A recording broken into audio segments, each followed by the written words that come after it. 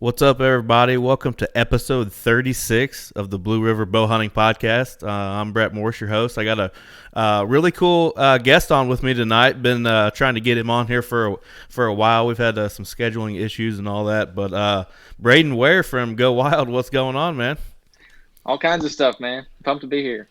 Oh yeah, I appreciate you coming on. I know you understand why I had to reschedule the first time. You being a baseball guy, my boy won a tournament game, so we had to play like the very next night. So stuff like that just gets in the way sometimes. Yeah, dude, I understand that very well. That was my entire life up until, after college and everything. So that was a good thing. I was excited to hear that he was still playing. Yeah, and it was cool because we were like the number 6 seed, and we like went on this run in our tournament and almost made it to the championship game, which would have been really cool. Dude, that's the best. Yeah, it's always fun. That was something I always liked growing up when we'd go to tournaments where we were a little bit over our head, and challenge Right. ourselves a little bit. It seems like you go and, come back a little bit better from those type of tournaments. Absolutely. Well, for anybody that doesn't know you, introduce yourself a little bit. Yeah, so Brayden Ware, I'm the growth specialist at GoWild, which is how I met Brett and how I know the Blue River Bow Hunting podcast. Been there for 2 years. Really, my outdoor journey really took off, with joining GoWild. So, like Brett mentioned, I was, big baseball guy my whole life and really loved doing that, but it ends for everybody at some point, and mine ended after college. And growing up, I always fished a lot, but really only hunted a little bit. But since joining Go Wild and being around all the wild, crazy dudes I'm around all the time, I couldn't not get into it real heavy. So I'm coming up on my second saddle hunting and bow hunting season. So really excited to get after it and apply a lot of the things I learned last year. I really felt like I was learning everything I needed to know like a day after I needed to know it. Like, Right. missing opportunities and stuff. So I'm pumped for this year. Absolutely. How did you get started in outdoors in general? My dad wasn't. He's not like a hunter, angler, or anything like that. Baseball guy. He was actually my coach from like 8 years old all the way up till senior year of high school, which some people might think daddy ball, but I assure you it was just about the opposite. I got it. You can ask any of my teammates over the years. I got it a lot worse than they did. But that's good, I think. And Yeah. but so I didn't really get it from him, but I'm used to being outside. I love being outside, and I would always fish. That was something that was just really accessible. Started out with just like running on golf course ponds and fishing as fast as we could and stuff, and dodging golf balls, and then kind of got into it a little bit more senior year. Went on a senior year of high school, went on some like fishing trips and like got out on some boats and did some things. College was just full bore baseball, so I really kind of you know, didn't do any hunting or fishing. My first hunting experience was with my uncle. He's a first generation hunter. And he got some land and just like had a great deer season and just kept telling me how much he had, deer fever and buck fever, was just loving it, loving it. He's like, man, you got to do this. You got to come with me. It's going to be great, blah, blah, blah. And so he helped me get all the gear I needed when I was like 15 or so. Got the camo, got a muzzle loader, got everything sighted in and ready to go. And then I hunted, pretty hard. I didn't hunt a ton by myself just because I had talking about like no experience hunting. Like I didn't have friends that hunted. I did not hunt. I didn't know anything about it. And so it was fun hanging out with him, but I did go hunt a little bit on my own, and just, being in the stand was a lot of fun. And then at the end of that season, me and him were in a buddy stand together and about to get down, and we actually heard a deer coming, sat down, and 20 yards away shot what I thought was a doe. Ended up being a button buck, but me and him just had that moment of just like, adrenaline, excitement, reverence. It's just like passion. It's awesome. And so I knew when I was done with baseball that I really wanted to get back into that, and that was going to fill my void of being able to compete and learn and grow and get better at things and do hard stuff. Like I feel like everybody needs that in their life to some capacity. And for me, that's what like hunting and fishing is. And yeah. that's kind of how I got into it. That's awesome. It's cool to have the experience that you had with your uncle. You know, like a lot of people. I mean, I wouldn't say a lot of people. Most people ish want to like kind of hunt by themselves when it comes to like deer hunting, but Yeah. having somebody there with you to experience like you definitely your first kill. I'm sure you're about to shake out of your skin. You know what Oh I my mean? gosh. Oh, I still remember it vividly. And even now, man, like it when a deer comes in, I'm still like my heart's like a phone book in a dryer. It's crazy. I still feel it like, it's comparable to like a ninth inning pressure situation at the plate. Like it even more so, I think, because Oh, there's, a absolutely. life at stake and you want to make sure you take a good shot and do right by the animal. And but even now, man, I hunt with my best friend Phil Polston, and he's who I happen to run into at the archery range down at the the farm sporting club at the farm down in New Albany. I don't know if you've ever been there, I but haven't been there, but I know the area you're talking. yeah. And so happened to run into him, and he was like, "Hey," it was before the season. He's like, "Hey, if you're wanting to get into bow hunting, I need a hunting partner. I'd love to hunt with somebody. If you're interested, let me know." And I was like, "I really hope that's not a hollow, request, because I'm telling you, I'm in." And then me and him proceeded to hunt, almost every weekend and every weeknight and morning we could together for the whole season, and planning to do it again this year. So I love hunting with somebody else. Me I'm too, a little you know, unique and like like that. we got finally doing the filming stuff. I'm Yeah. behind the camera 98% of the time, but I'm always with somebody. You know, Hmm. if I go by myself, I usually depends on the situation, but most likely just leave the camera at home and have some fun doing hunting. But to experience somebody with them while they're doing their thing and you're trying to film it all is awesome because you're seeing Yeah. it through two different type of lenses, if you want to say, Right. your own view plus trying to get it through the camera, which can be very challenging at times too. But it's so rewarding when you do. Oh, I'm sure, dude. That's crazy. I mean, that's like, for me, hunting with someone else was like, it wasn't necessarily a necessity, but like, only having experience from being 15 years old, I knew it was going to be just like this crazy uphill battle of trying to learn all this stuff. It kind of took some pressure off and made me more excited about it, to be able to go with somebody who knows what they're doing and is excited to teach me. That's my motivation for going with somebody else. Not to mention we're really good friends and have a great time and all that type of stuff. But he's like made me a hunter. I feel confident that if I wanted to go out by myself this year, I could do that. But last year would have been dicey. I'd have been very, very nervous early in the season, especially going out by myself. Oh, absolutely. So, what drew you into bow hunting itself when you knew you wanted to come back to make that journey? What drew you to bow hunting?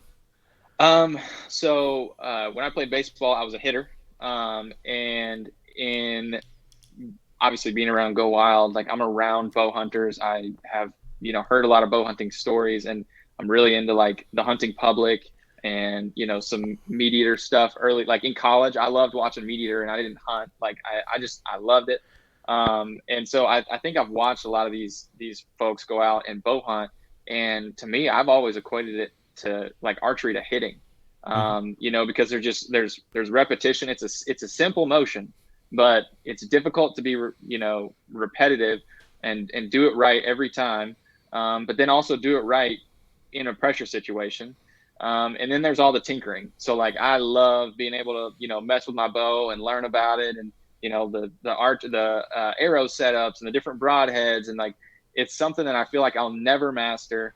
And I've still am going to rifle hunt, this Mm-hmm. year if I don't punch my tags and stuff. Like nothing against it. I actually got a 350 Legend in Nice. December last year to, be able to do that. So I just enjoy archery, and so that kind of naturally like bow hunting just made sense.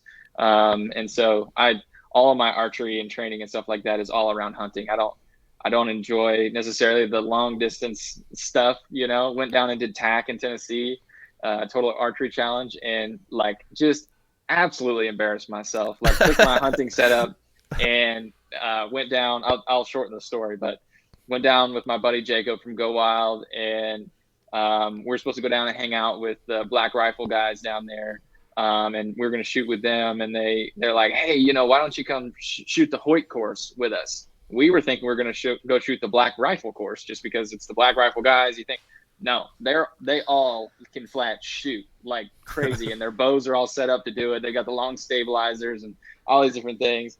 And so we're taking like 70, 80, 105-yard shots, like in the woods, all this. Dang. I lost $120 worth of arrows in one course, but it was worth it. Had a great time, but I kind of learned from that experience, like this doesn't really do it for me. Like I want to get great at like bow hunting, Yes. and be a great archer for bow hunting. Nothing wrong with long distance archery and stuff, but No, that's not my game. I'm with you completely because we're hunting the same state. We're hunting Indiana. Yeah. The furthest shot we're probably going to have is like a 40-yard shot comfortably. Yeah. I mean, that's right. that's my limit, and that's not saying that I Same. can't shoot further than that. It's just a comfortability issue, and like you said, arrows are expensive. And I don't. I like when we had emailed before about what we're going to talk about later, your event down there. I was like, I just want to come down and take some pictures of people shooting. It's not that I'm like scared to shoot or nothing like that. I just want to take it all in, check it out, and not lose $120 worth of arrows. Yeah, no, it was such a good experience. I'd pay it again to go do that. But yeah, I mean, another thing about bow hunting that I love too is that I think it forces you to be like a very in tune hunter. Like I think to get within 20-ish yards of an animal is like a very, very difficult thing to do.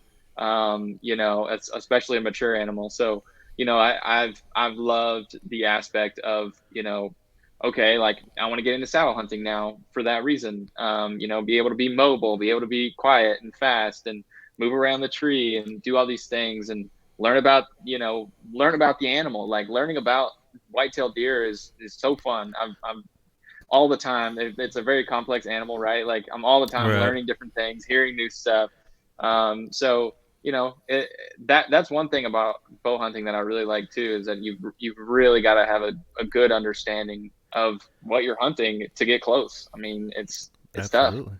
Well, like you said, this is only going to be your second year, basically full-time hunting, and people can tell you, and you can hear those things like the bucks are going to do this at a certain time of the year, or look for this or look for that, but it's not really going to lock down in your, in your brain until you see it personally, or you see how that stuff kind of plays out, and then you're like, oh, that's kind of what this how this happens or whatever.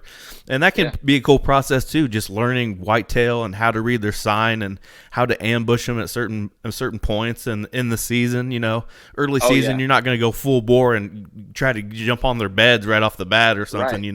It's something that you're progressively gonna kind of get them cornered in almost, and that whole setup can be. I mean, this is going to be my first year saddle hunting, so the whole mobile thing, I'm all for it because we do preset hang on stands, two stands so I can film, and there's so many times where we're sitting there and it's like, man, we see a deer in this corner or through this part of the ridge or whatever, let's go get on them. And it's like, well, we don't really want to lug 50 pounds worth of climbers in here to mess with it, or even move stands because we don't want to mess up the area or whatever. Sometimes you just have to make that move, but learning how to do all that's pretty badass in my opinion. Oh, dude, it's great. And I mean, for public land hunting, I mean, I will forever regret whether I kill a big 10 point in my life, at any point, hopefully this year. I will forever regret one specific hunt last year where me and my buddy Phil went out to this spot we called the Bowl out on some public land here in southern Indiana. And we happened to wake up in the morning, we had been hunting hard, and it's 20 something degrees. It's a long hike out to where we're going.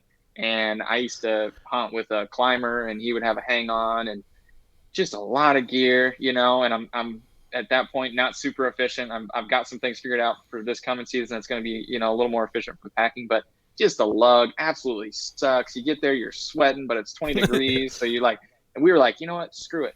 We're going to not take our, climbing gear. We're just going to go ground hunt. We're bow hunting, which, ill-advised to ground hunt bow hunting. It's a very difficult thing. Right.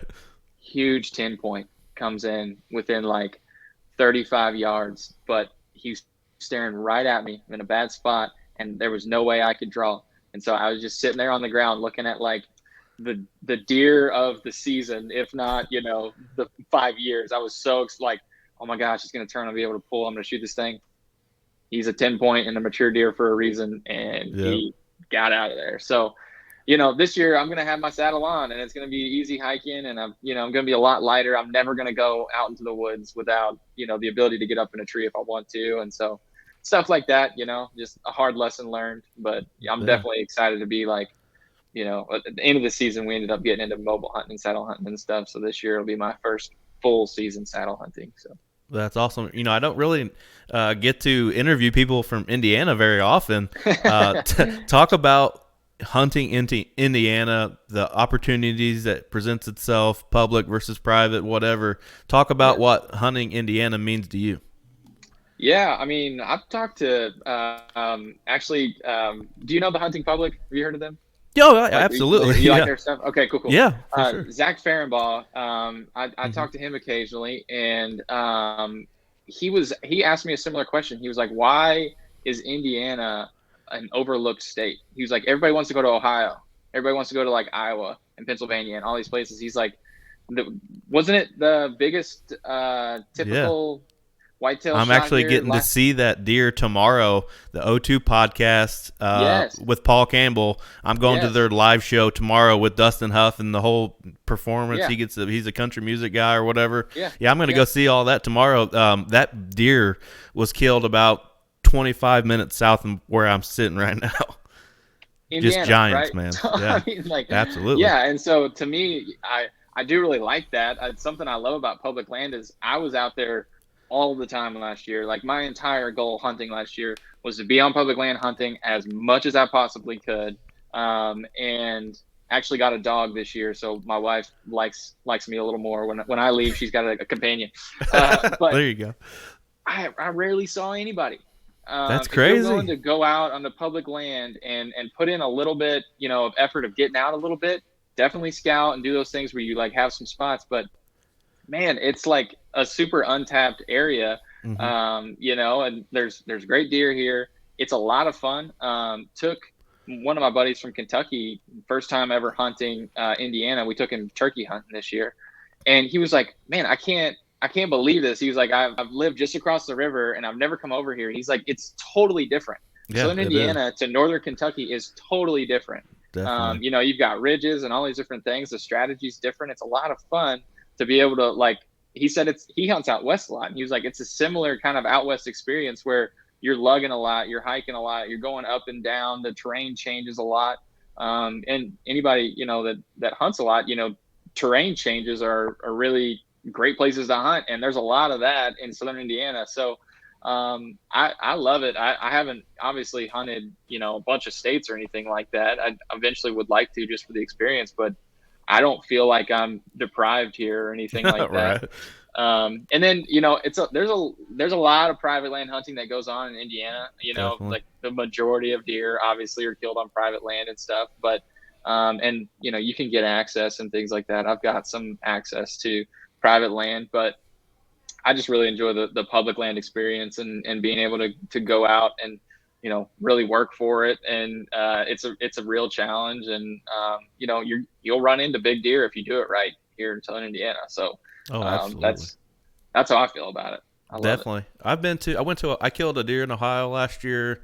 I feel like I've been somewhat in the Midwest, pretty much everywhere, Kentucky and Missouri, a few other places, but nothing beats the good old Indiana where I'm used to it, where I grew up doing it, where I know how to get on them. You know what I mean? It's like, right. I've hunted this place for 16 years. I'm going to know how to get it done sooner or later, just because you may not kill them in the same spot, but you're going to know kind of how they're going to do it somewhat throughout the season.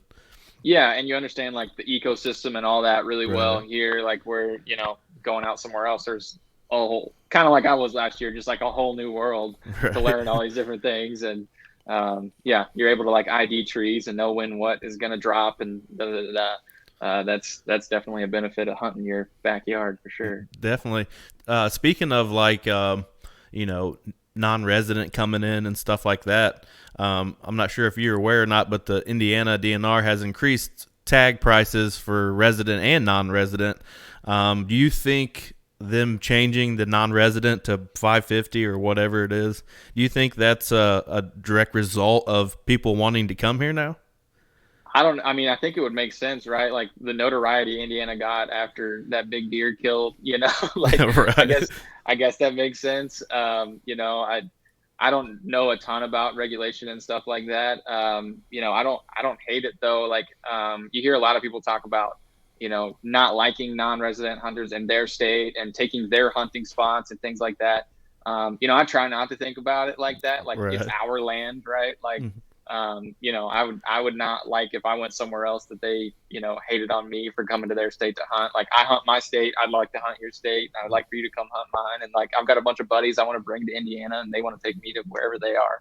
Right. I don't know a lot about regulation. Like I said, I kind of don't have a great answer on that, but I heard that they increased the resident or whatever. And I was just Yeah. like, fine. I take my money. This is what I do. Right. That's what you guys need. Like, I hate it for people that may not be able to, handle that additional cost and stuff like that. That's definitely a concern. And I hate that. And I would hate that if it hurt, hunting numbers and things like that. But, hopefully we can do a good enough job of talking about how great it is, to do these things that maybe people are willing to pay that extra price.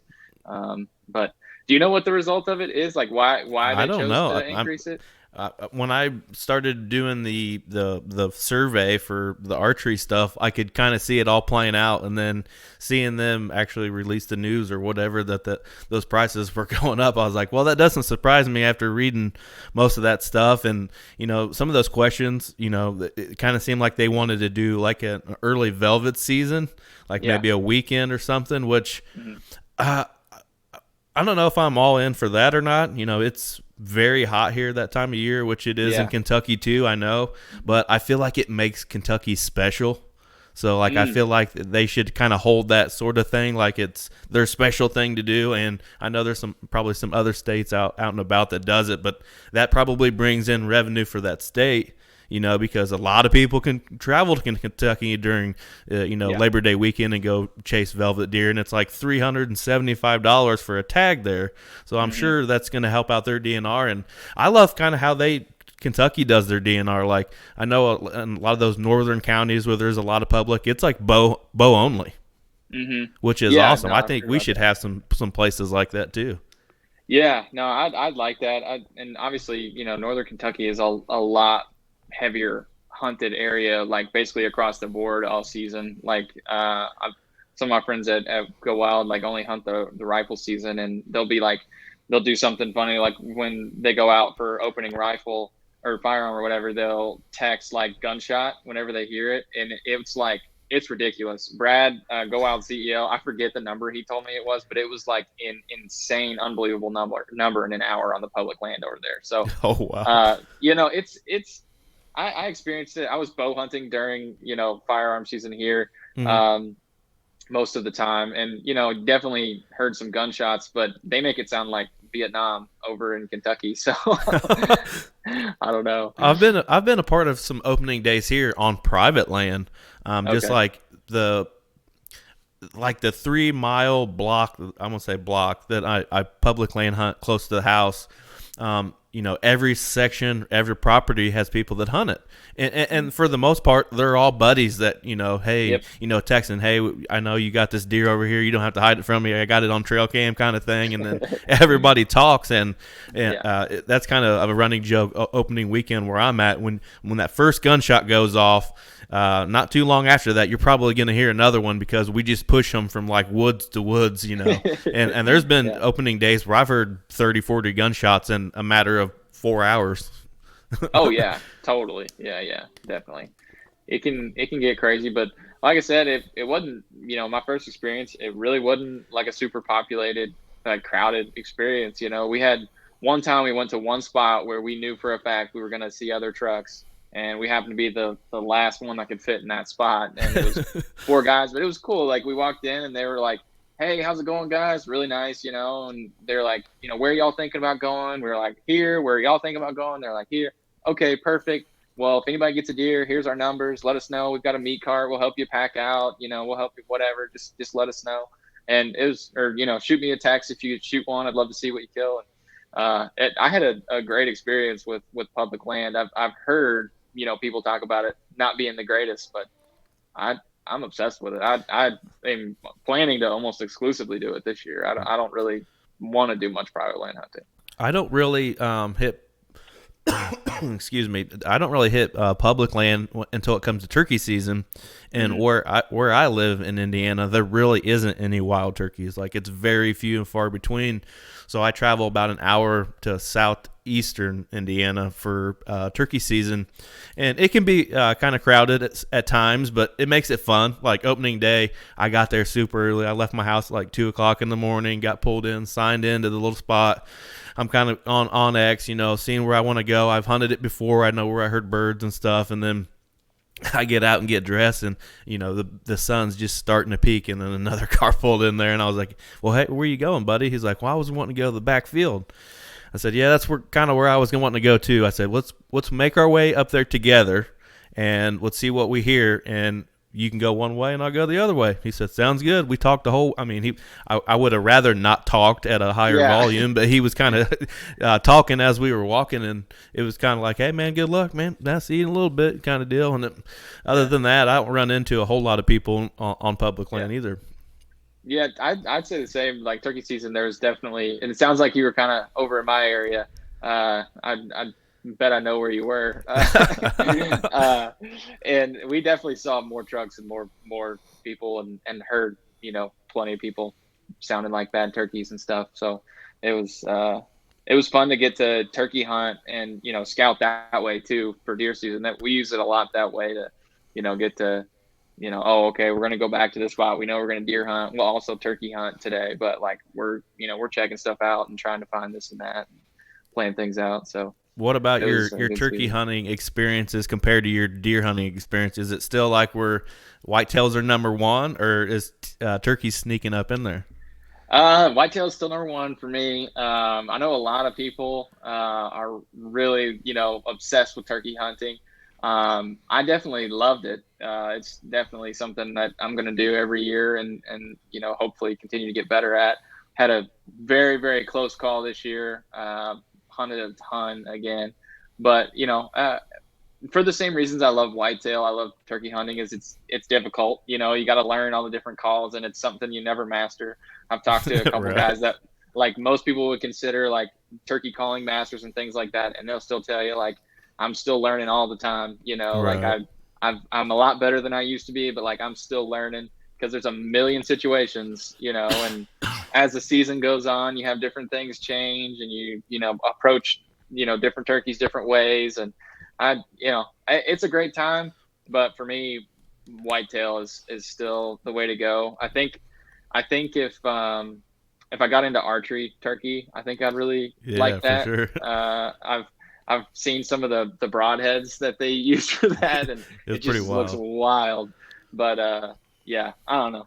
I'm definitely gonna do both if I can. I feel like I have a curse when it comes to turkey season in Indiana. I've killed birds all over the place, but Indiana, I've only killed a couple, and it's just like I have this curse. I don't know. I just can't seem to get it done. They're super, like, I don't know how to explain it, finicky birds. Like one day they're hammering like they never hammered before, and then the next day they don't even gobble one time. It's like, what is wrong with you guys? It's so like on and off again. It's hard to get on them. And then I went to Michigan this year and killed a bird up there, and it was like I went up there twice. The first time they were hot on the roost, and that was about it. And then when I actually got it done, they were hot all day long. It didn't matter when it was. If they were able to hear you, they got fired up, which makes it really fun to hunt that way. When you can, whatever you're throwing at them, they're just gobbling, and then you get it done. And it was such a weight lifted off my back. It'd been 4 years since I killed a turkey.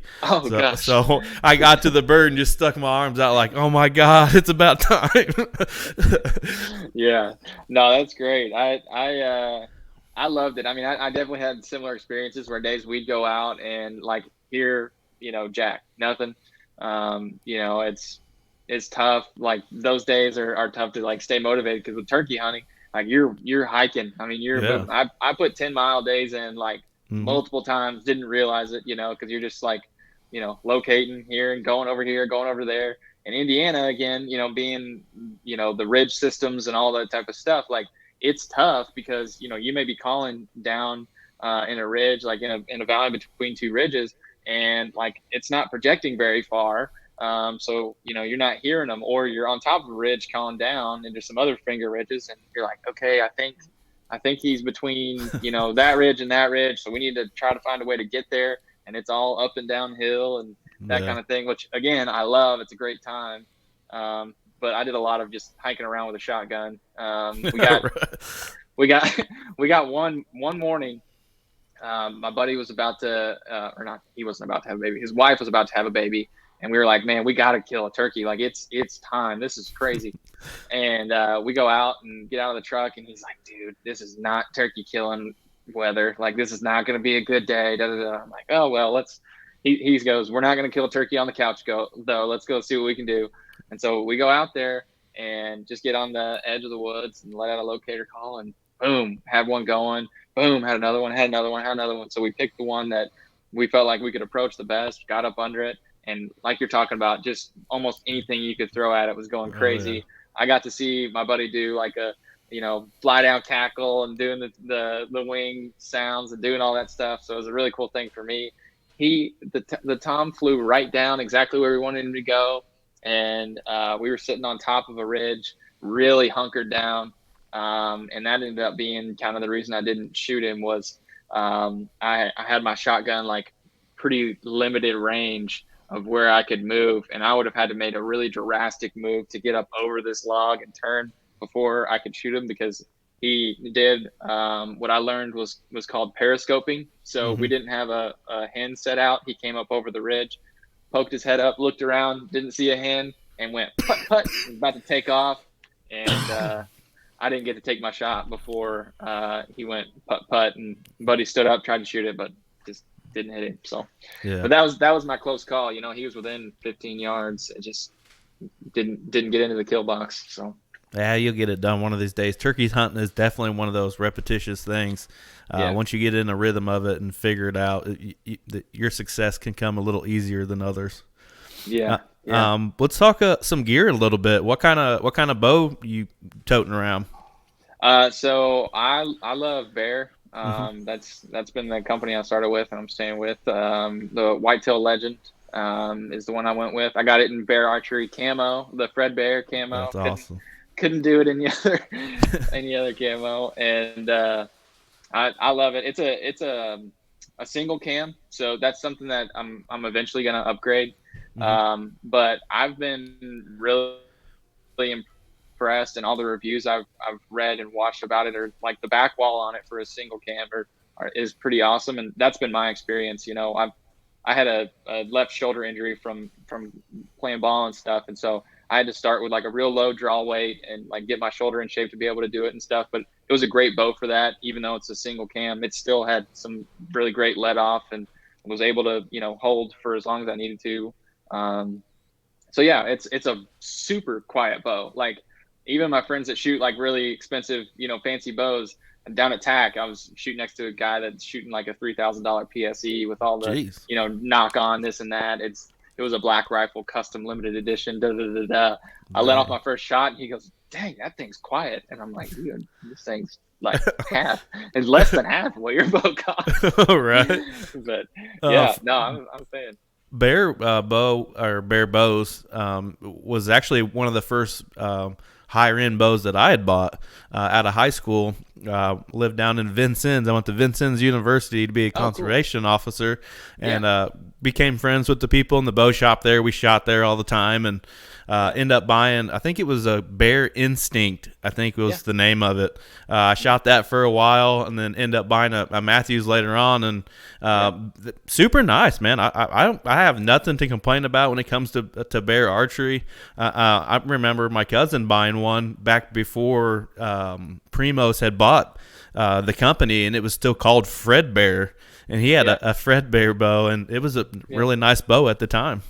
Yeah, no, they've like for a long time, and that's kind of why I think they're still around. Like for a long time, their reputation has just been like making quality bows, and now, man, that Echo that they've got out is a bad Jose. I've seen some people shooting that thing, and that's my dream bow right now. It's pretty freaking awesome. It's like I've never shot a Matthews or anything like that, but Hmm. it looks comparable, like the way it's shaped and the different features and stuff like that. It looks like that's kind of where they're headed. So for like making reliable functional bows and stuff like that, to then have a super high end bow available, I'm chomping at the bit. But I gotta put a couple seasons and a couple dead deer through my through my bow before I do that. My brother, he was moving out of my mom's house recently. He's a lot younger than I am, and he had bought a recurve bow several Hmm. years back and never really did anything with it. And he's like, "Hey man, you want this bow? I've never shot a recurve or a longbow in my life." I was like, he gave me like 15 arrows with it. I was like, "Yeah, I'll definitely check this out." So Father's Day weekend, I'm like you. I like to tinker a little bit sometimes, and I got that thing out, got some field points put on it, and started flinging some arrows in the backyard, and got pretty comfortable with it. Obviously, it's a drastic change from shooting a Yeah, compound bow, and totally. if you would see it, you would probably laugh because it's made of fiberglass or whatever that is, and there was actually a spot on it for to mount a sight. And I'm like, Hmm. why not? Let's do it. So I went and dug out an old sight that I'd had on a previous bow, and I stuck it on there. I'm shooting darts with it now. I mean, even at 30, 40 What? yards, I can be close. Dude, that's crazy. I've never seen somebody put a sight on one of those. I didn't I realize hadn't that people either, and did. I didn't think it even work, So, Yeah. but it had like the screw sections in Yeah. it, so I just stuck it on there. Got my Allen wrenches out, tightened it up. I had to move the sight basically in line with the arrow. Uh, Oh yeah. but shooting darts with it for somebody that has never really shot traditional archery, Yeah. I'm zeroing in pretty quick. Yeah. No, that's impressive. It's really tough. It's a humbling experience if you've never done it before. It's like you think you're decent with a compound bow, and then you pick one of those up, and you're like, oh, okay. Yeah, you feel This is tough. way out of your league once you start seeing Yeah. those people shoot. Yeah, I wish I did it more. I feel like it would make me a better like archer overall to like get used to that. And I think that, like the instinct and stuff like that of like knowing where the archery's or where the arrow's going and that kind of thing. Cause I'm shooting like a 3 pin and stuff. So it's not Right, like I'm dialing to 17 yards. Like there's a little bit of instinct involved. And so right. that's kind of where I think it's good to do that. But you made yourself a lethal trad bow with I'll have to sight send you on a it. picture Yeah, through email or LinkedIn or something. But yeah. I just have like an old. I think it's even like a Trophy Ridge sight or something. It's a nice sight. And Yeah, when I showed my neighbor, he's part of Blue River Bow Hunting, he started laughing. He's like, "Dude, you're ate up." You know what I mean? yeah. I'm you're like, I'm not you're gonna beating hunt it. with it. I'm just having fun with it in the yard. I'm sure some traditional archer out there is having a freaking heart attack right Oh now. yeah, Me talking about putting a sight on a yeah. recurve, but Hey, you gotta I would be start somewhere. surprised if you didn't eventually take it into the woods. Yeah, I maybe, could see maybe. I could see you doing that. Try to It'd take be a doe fun. with it or something. Yeah, well, my buddy Phil, I was hunting, one spot, and he got a trad bow, and he was like, you're shooting today. If we see something, like I'm not shooting, but I'm gonna bring this, and if we get into a situation where it's like, just dead, and we got, no hopes of anything. If the wrong squirrel comes by, I'm gonna rip a shot with the trad bow. Dude, he without sighting it in or anything like that, he missed a squirrel at 20 yards by like that much on the run. It would have been like the craziest shot I'd ever seen. But he ended up in a stand, but he ended up missing. So, but yeah, That's they're awesome. fun. What about? I've heard you talk on Adam's Hunt the Wild show about some, Yeah. having some mishaps with clothes and stuff like that. What kind of clothes Oh have yeah. you gotten, or stuff that you want to get?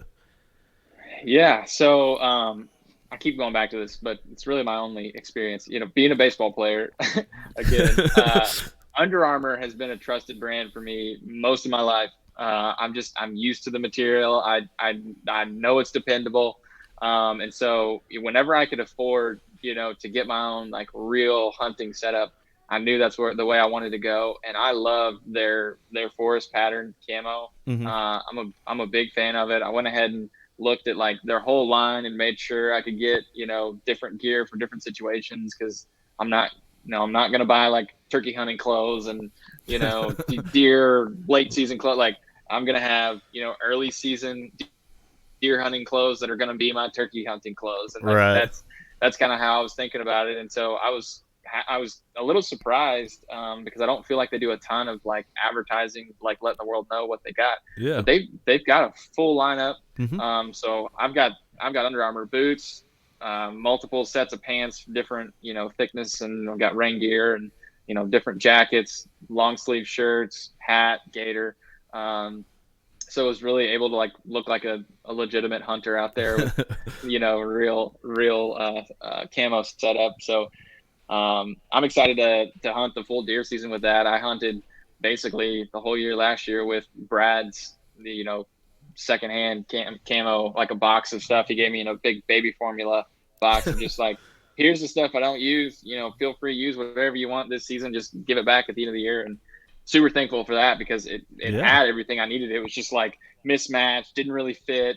He's a smaller guy than I am, so it was like out there in some high waters, looking like the flood's coming, but it worked, and I made it through. But now this year I've got camo I'm going to be comfortable with, because some of the stuff I was wearing of his, I had one jacket that ruined my chance at shooting an 8-point. It was a duck jacket, and when I drew back, it went and the 8-point took off. And then my buddy Phil actually shot it like 2 yards to the right. I couldn't. So anyway, that was a cool experience. We did end up killing it, so that was fun. But yeah, having like the right gear for different situations and stuff, and it's my own and that kind of thing. I'm super excited about it. I've gotten to use it a little bit. Definitely used it during turkey season pretty hard, and I've been really, really happy with it. Especially the Under Armour boots. Those things. Oh yeah, those look really nice. Fantastic. Yep. I think they're called like the Ridge Runner, Ridge Reaper, Yeah, or something like that. I think they have several different versions. I think ones are even called like the Radars or something like that. Or Raiders. Or yeah, something yeah, like that. That might be what I have. But they're like super lightweight, waterproof, super tough, awesome sole, really comfortable, breathable. Like I was very excited to have those from wearing.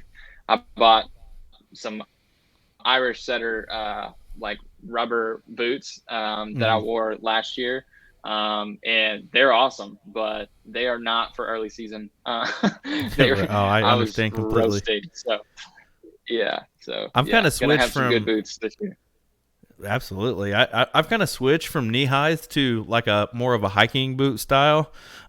There's definitely times where I like the rubber boots, but for comfortability and some of those long walks in, sometimes, man, those hiking boots can make such a drastic change. And when you get to your stand, your feet ain't sweating, or I just feel like my feet have more room to breathe in the hiking boot compared to the slip on. But it's always cool to the more that you hunt, you're gonna have stuff that you like brand wise, Under Armour, Irish Setter or whatever. You kind of come into those things on stuff that you like, which is I think pretty cool and a part of being a hunter, in my opinion.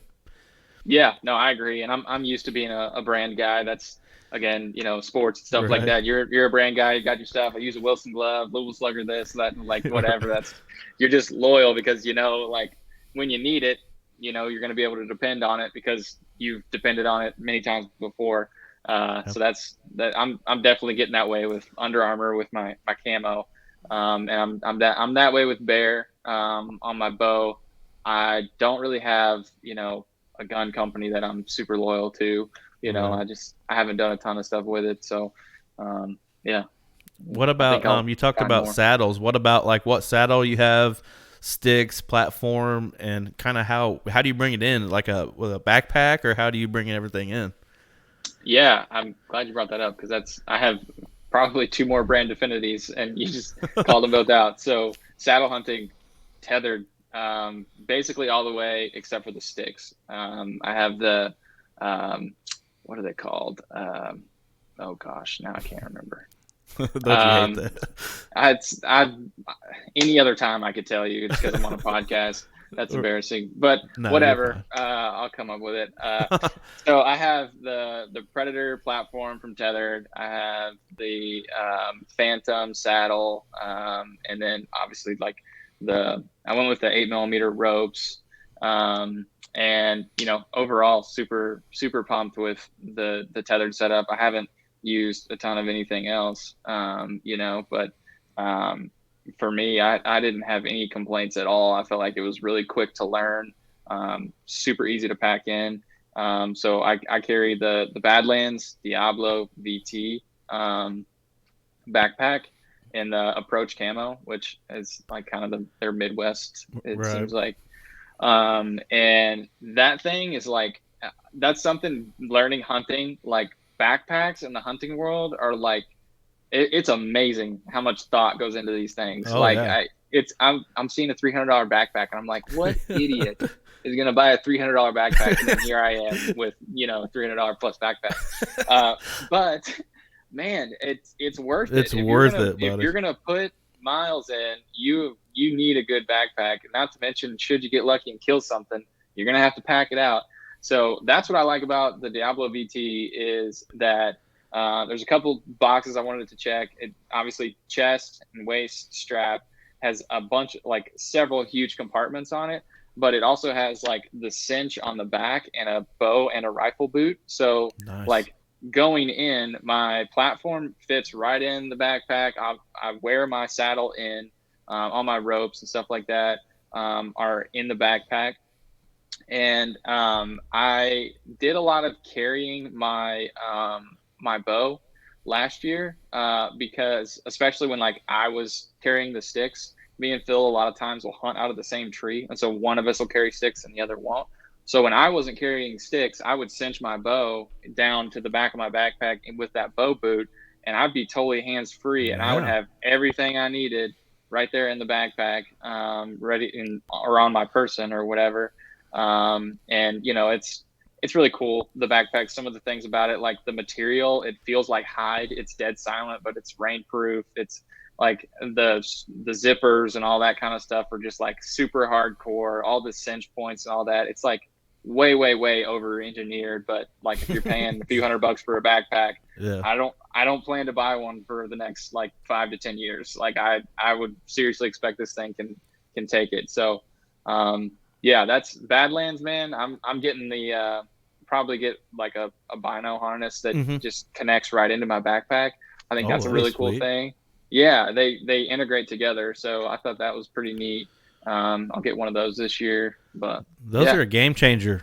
I have the Vortex one, yeah, and man, you got your binos in there. I can put my rangefinder in there. I have like a yeah, little clip that I can clip my rangefinder to it. That way, I can just hit it and then I can drop it, and it's not even. yeah, I'm so used to that thing being on me anyways that I'm yep, used to shooting with it on too. So it doesn't really yeah, get in my way. I know a lot of people have a problem like before this whole saddle thing, I wore my hunter safety system, and that thing's yeah, got pockets for days. And yep, I would have my rangefinder in this one pocket or my release yeah, in this one pocket because, like, if I'm yeah, filming, sometimes I would bring my bow too. But messing with my camera, pretty high tech stuff.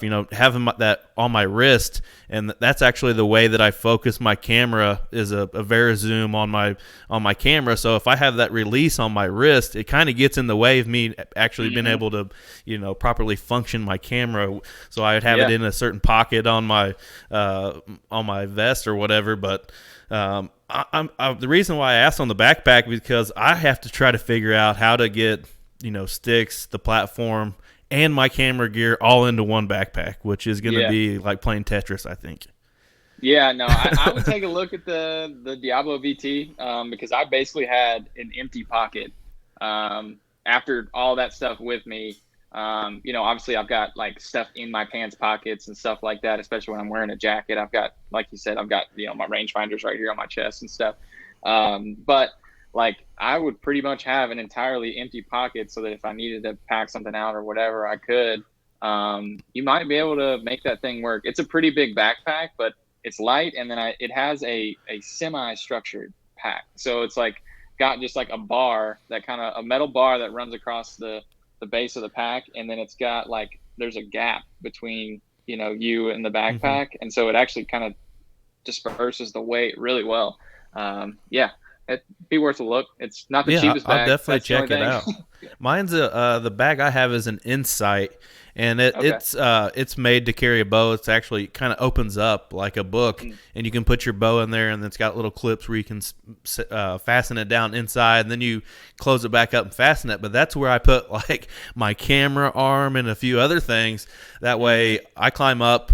All I got to do, I usually kept a some kind of hook in my vest, so I could just put the hook in real quick, put my backpack up, open the backpack up, get my all my stuff for my filming put together, close it back up, and the very front of it is kind of hard, like you're talking, and I can open it up, and it's just like having a shelf right there. I can put my Oh, cool. rangefinder, or my Gatorade kind of stuffed in the back of it, or Yeah. whatever, or some granola Yeah. bars or whatever. It's like having a table up there, which is freaking awesome. No, that's really cool. That's something I want to get this year's the HYS strap, from Tethered, Yeah. or hang your stuff, hang your whatever up. And like public land, you're not like, I can't screw stuff into the tree, and so I've ran into a lot of situations where it was like kind of awkward of like learning, how do I do this and where do I put that.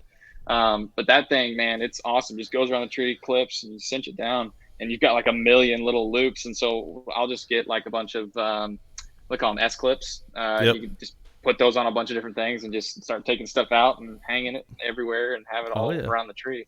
And then the back band, that's something else everybody talks about with saddle hunting that I don't have, is getting that for it goes around a tree and comes around your back. So it just Hmm. makes it like a lot more comfortable with the lean, gives you more support. Everybody says it's like a must have. I didn't have it last year and I made it okay, but Hmm. I would imagine it'll help out this year too. So I'm Definitely. going to I'm integrate that. I'm definitely gonna be. Adam Miller from Bowhunter Chronicles Yep. podcast sent me like a whole box of saddles, and he's like, just Nice. try them all out until you figure out which one you like.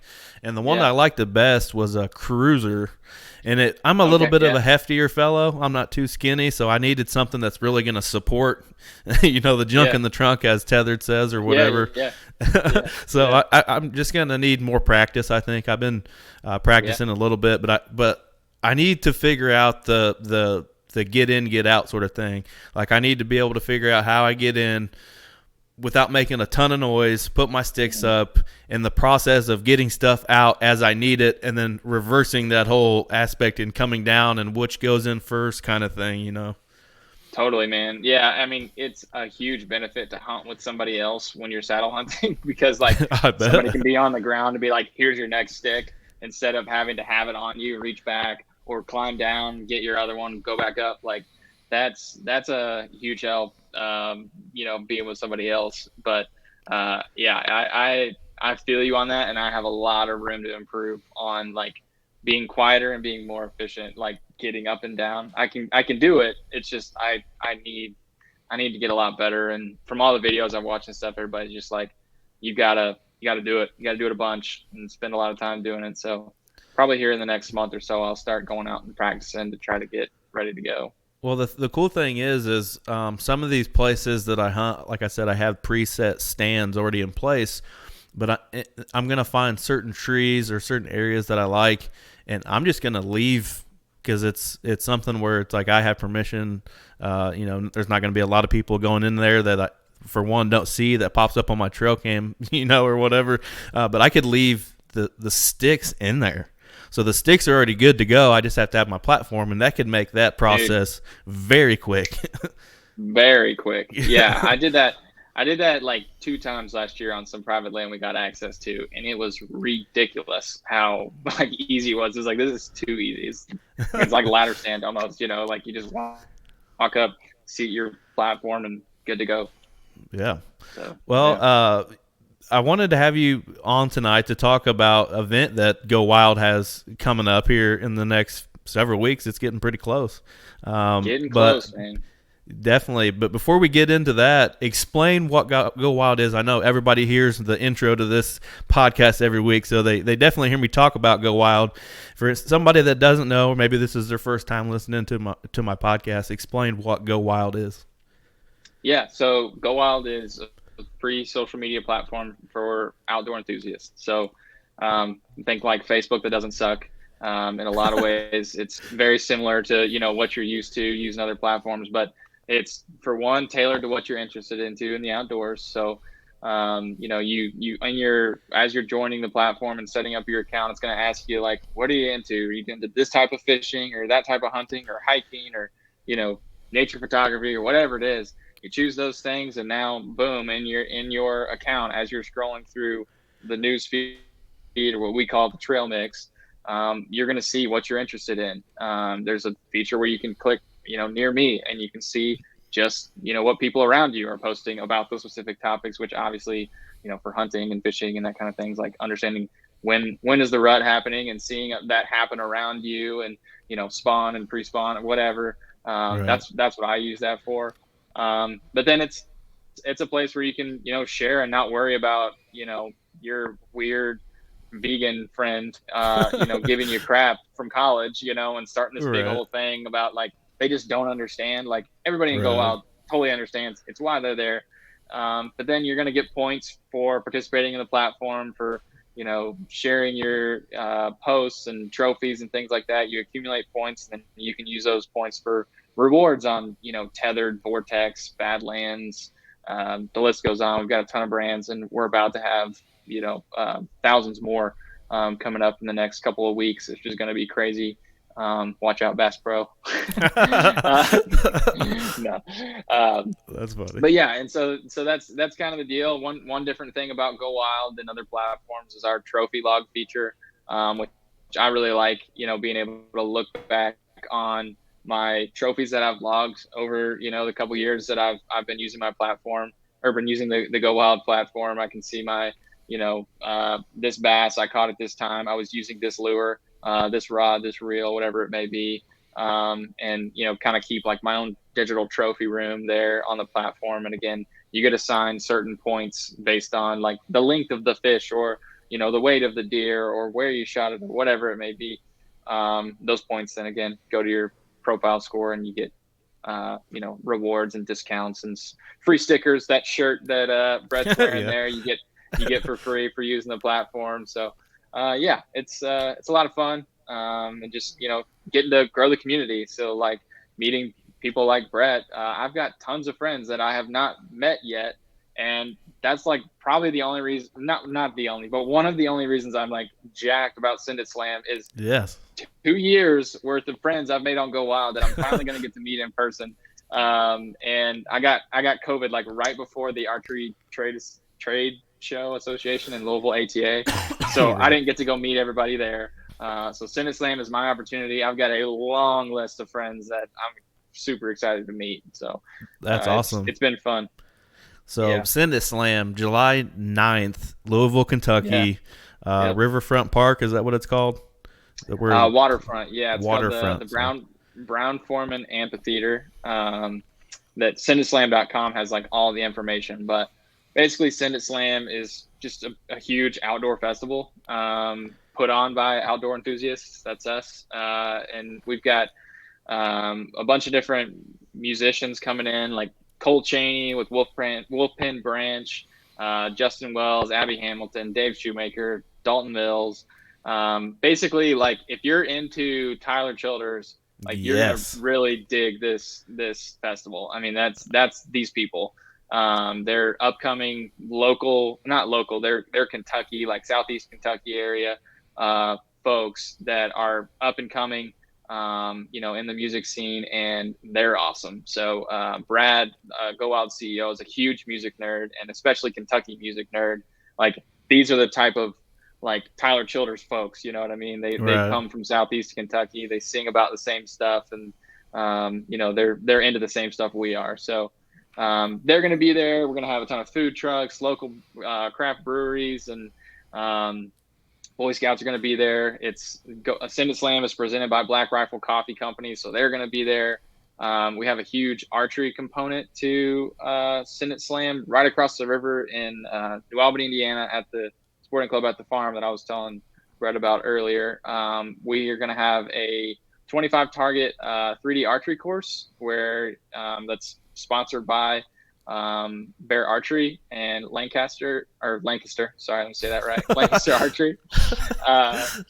They are at the event. You're going to be able to win all kinds of stuff. Like, for example, Bear Archery is going to give away your choice of any bear bow that you want. There's going to be like prizes at almost every shot. It's going to be a lot of fun. We're capping the tickets there to keep it a pretty select group so that a lot of people walk away with like incredible prizes. I'm like really bummed that I don't get to shoot it because Oh no, I wish I would have shot.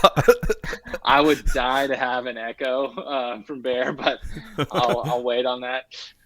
So it's going to be a lot of fun. I don't know if you're familiar with the bow hunting league. Yes, But I they're participate. okay, right on. So Yeah. they're going to be working the gate, and they're using it as a meetup. So a lot of those guys are going to be there and getting to hang out. But then after that's all done, that's when the concert and everything starts. The actual festival over on the Louisville waterfront begins around noon or so, and it'll run till about 10 o'clock. It's going to be a wild party. I can't wait. We're super excited. Absolutely. We got an Airbnb on the Indiana side. I'm going to try to get down there early as possible to check out everything as far as people shooting and stuff. But I can't wait. I can't wait to meet some of these people. Like you just talked about Bow Hunting League, Ben Harrison. I've had him on the show before. He's super cool, dude. Great dude. You know, Paul Campbell's going to be down there. He actually was coming through Indiana back before turkey season even started. He was at an Indiana chapter meeting, and me and him met up at a local watering hole and had some food and drinks and talked it out. And me and him are buddies ever since. Talk all the time about turkey hunting and stuff. But there's a ton of people. He's ate up with turkey hunting. Oh yeah, he's obsessed. He's about like I am with deer. But the okayest hunter, isn't he going to be there? Eric Davis, isn't that his name? Eric Clark. Eric Clark, that's what I meant. He's still not sure if he's going to be able to make it. I'm really hoping he is, but he's got a event coming up in August called Foam Fest, and so I'm hoping he can come down to Send Slam, see what Send Slam's like, and maybe learn some things, or learn what not to do or what to do to take for his event. So yeah, he's great. Okayest Hunter is awesome. I'm a huge fan of that brand as well. Definitely. Is Send It Slam something that GoWild's going to do every year? Yeah, man, and our goal is to do multiple a year. That's so awesome. This is our first year, but our goal, like, there's a ton of GoWild members all over the country, and it kind of sucks that we don't get to go everywhere and meet everyone all the time. So being that we're a national platform, we want to try to go do an event in Texas and try to have one maybe in Nashville or over in somewhere out west where we can get folks, Pennsylvania, Kentucky. Like, our goal is to take this thing and make it a real festival. And like, Send It Slam is coming to town, and it's going to be a wild party. You're going to get to meet your friends from GoWild and hang out. And that's kind of the thing of like taking the online community and making it an in-person thing, because we don't want to just be like Facebook where people go to the platform and they walk away feeling worse than when they when they were there. Like, GoWild is about encouraging people to get out and hang out with people and go do things outside. And so we want to make sure that we're putting on events where we're encouraging that as well, and bringing the community like a real in-person thing. So it's going to be epic this year, but as the years go on, it's just going to continue to get crazier and crazier, especially if you know Brad, that's how he rolls. He takes things and just makes them cooler and cooler. It's gonna be fun. Yeah, I can't wait to. But what I was gonna say was, that's probably been my biggest takeaway from GoWild, is just everybody is so supportive and everything. Like this past year, I killed a deer on October 28th. He was, I don't know, maybe 120 inches, but I had an awesome time doing it, And I put it on Twitter, and I actually have a very supporting Twitter fan base, but some guy jumped my ass for shooting a 120-inch deer, and then I'm like, what is this guy's problem? He's like, I wouldn't even have posted that. But you see people maybe that haven't been in outdoors very much and shoot a spike or something like that, and which I've said it on the show a million times. I just want people to have fun. You don't have to shoot a 150-inch deer to have fun. But on GoWild, it's like they put something on there like that, and everybody's like, congratulations, awesome deer. I'm glad you had a good time and all that kind of stuff. And I just think that whole community as whole is way stronger than any social media app I've ever been on, really.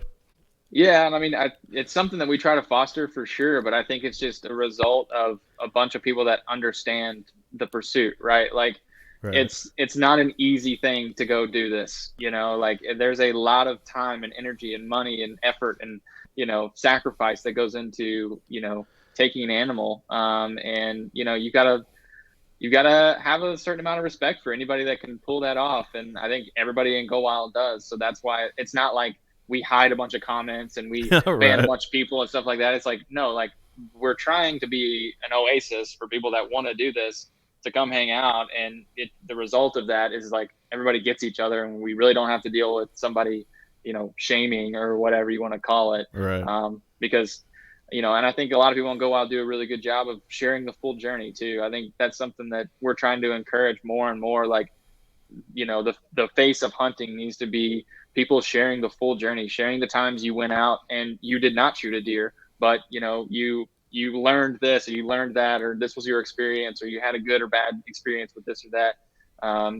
That's just as important as posting your trophies, and sharing those, of like sharing the experience and the pursuit so that people do understand, like, this isn't just shooting an animal on a fence or something. Like, this is, Right.